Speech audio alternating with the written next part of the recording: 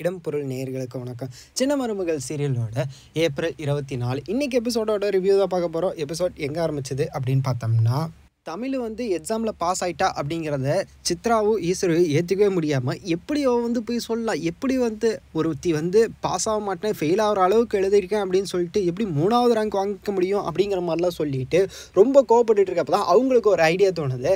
இவ கையில் தான் வச்சுக்கிட்டு இருக்கோம்ல, அப்புறம் எதுக்கு நெய் கலையிறோம் அப்படிங்கிற மாதிரி யோசிச்சு ஒரு ஆன்சர் சொல்கிறாங்கப்பா. என்ன அப்படின்னு பார்த்தோம்னா, அவள் தான் கர்ப்பமாக இருக்கால, 5 மாதத்தில் குழந்தை பிறந்துடும், 1 வருஷம் 2 வருஷம் குழந்தைய பார்த்துக்கணும் பக்கத்துலேயே இருந்து, இந்த காலேஜ் போயிட்டு படிக்கிறதெல்லாம் ஆகவே ஆகாது. ஸோ இதையே சொல்லி நம்ம ஏன் இந்த டாக்டருக்கு ஆகணும் படிக்கணும் அப்படின்னு நினைக்கிறாள், அதுலேருந்து நம்ம நிறுத்திடக்கூடாது அப்படிங்கிற மாதிரி சொல்லி அப்படி ஒரு பிளானை போடுறாங்க. ராசாங்கமும் சரியான யோசனை அப்படிங்கிற மாதிரி சொல்லிட்டு வெளியே போய் இதையே சொல்லிடலாம் அப்படிங்கிற மாதிரி கூப்பிட்டு போயிட்டு சொல்ல வைக்கிறாங்க. இந்த தமிழ்ச்செல்வி என் மருமக தான், அவள் இப்படி பாஸ் ஆனதில் எனக்கு ரொம்ப சந்தோஷம், எனக்கு ரொம்ப பெருமையை தேடி தந்திருக்கிறா அப்படிங்கிற மாதிரிலாம் சொல்லிட்டு இருக்கிறாரு அப்படின்ட்டு இருக்க. அவனும் சேதுவும் அதே மாதிரி தான் சொல்கிறான், எனக்கு இப்படி ஒரு சந்தோஷத்தை கொடுத்துருக்கா என் மனைவி அப்படிங்கிற மாதிரிலாம் சொல்லிட்டு இருக்காங்க. இவ்வளோ அதே தான் சொல்கிறான், எனக்கு சப்போர்ட் பண்ண எல்லாருக்குமே நன்றி, ரொம்ப நான் தேங்க்ஸ் சொல்லிக்கிறேன் அப்படின்லாம் சொல்கிறான். ஆனால் நான் படிக்க போகிறதில்ல அப்படிங்கிற மாதிரி அவங்க எழுதி கொடுத்ததை அப்படியே சொல்லிடுறாப்பா. எழுதி கொடுத்து அவங்க ரிஹர்சல்லாம் பார்த்துட்டு வந்தாங்க. ஸோ அதை அப்படியே சொல்கிறா அப்படின்ட்டு இருக்க. நான் குழந்தை பிறக்க போகுது, இன்னும் 5 மாதத்தில் கர்ப்பமாக இருக்கேன், 5 மாதமாக. ஸோ இதனால நான் படிக்க முடியாது, மேலெல்லாம் போயிட்டு வெளியெல்லாம் போயிட்டு படிக்க முடியாது அப்படிங்கிற மாதிரி சொல்லிடுறா. ஸோ அவளுக்கு டிசப்பாயின்மெண்ட் ரொம்ப அப்படின்னாலும் சேதுவும் சப்போர்ட் பண்ண முடியாத இடத்துல இருக்கிறான்.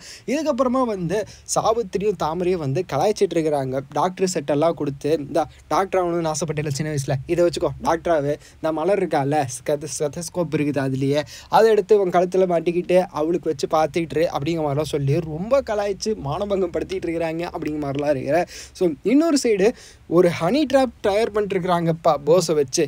எதுக்காக அப்படின்னு பார்த்தோம்னா, போஸு பப்பில் சரக்கு அடிச்சிட்டு இருக்கான். அந்த டைமில் ராசாதங்கத்தை எதிர்த்து போட்டிக்கிட்ட ஒருத்தன் தோற்று போயிட்டான் அப்படிங்கிறனால அவனை பழி வாங்கணும், ராசாங்கத்தை பழி வாங்கணும் அப்படிங்கிறனால அவன் ஒரு ஹனி ட்ராப் ட்ரை பண்ணுறான்.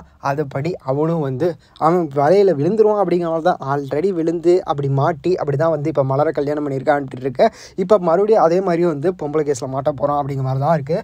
ஸோ அப்படி தான் ஒருத்தங்களை ட்ரை பண்ணி, அதாவது ஒருத்தங்களை வச்சு அந்த ஹனி ட்ராப்பில் விளைவிக்கணும்னு ட்ரை பண்ணி இருக்கிறாங்க. அப்படி தான் அவனும் இவ்வளோ மாதிரி இருக்கிறான் அப்படின்னு இருக்க. அந்த இடத்துல தொடரும் போட்டு முடிக்கிறாங்க. வெயிட் பண்ணி பார்க்கலாம்ப்பா, இவனை வச்சு என்ன பண்ண போகிறாங்க அப்படிங்கிறத வெயிட் பண்ணி பார்த்துடலாம் அப்படிங்கிறதா.